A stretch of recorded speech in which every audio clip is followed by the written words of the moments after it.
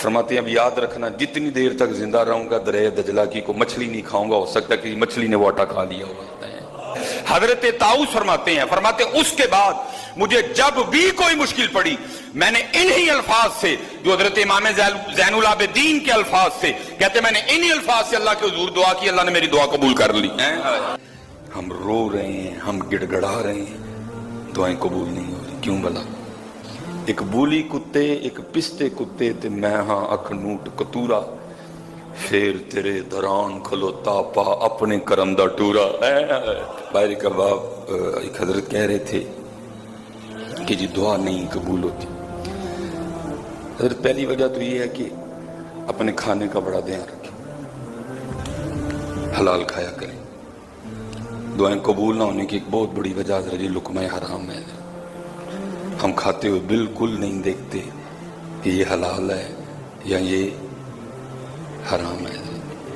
हजरत सैयदना इमाम अहमद बिन हम्बल आप घर तशरीफ लाए तो आपने आके ना खाना तलब किया, तो खाना नहीं था, आटा नहीं था, रोटी नहीं बन सकती थी। अब चले गए, जब वापस आए तो आटा गूंदा हुआ पड़ा था। आपने पूछा भी आटा किधर से आया?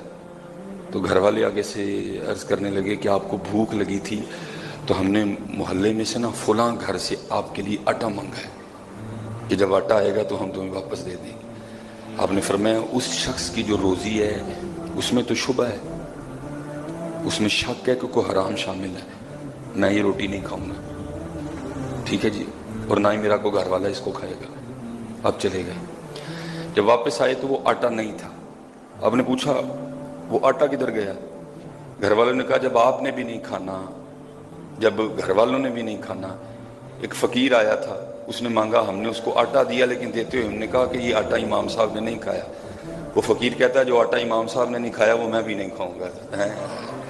कुर्बान जाऊं उस दौर के फकीरों पे भी इधर, वो भी हलाल और हराम का इतना ध्यान रखा करते। जो आटा मेरे इमाम ने नहीं खाया मैं भी नहीं खाऊंगा, आपने भी नहीं खाया, हमने भी नहीं खाना, फकीर ने भी नहीं खाया, हमने दरिया दजला में फेंक दिया। आपने फरमाया ये तुमने क्या किया? अब फरमाते हैं अब याद रखना जितनी देर तक जिंदा रहूंगा दरिया दजला की को मछली नहीं खाऊंगा, हो सकता है कि मछली ने वो आटा खा लिया होगा। अपने लुकमे का ध्यान रखा करो, एवं ना हर जगह खान बह जाया करो।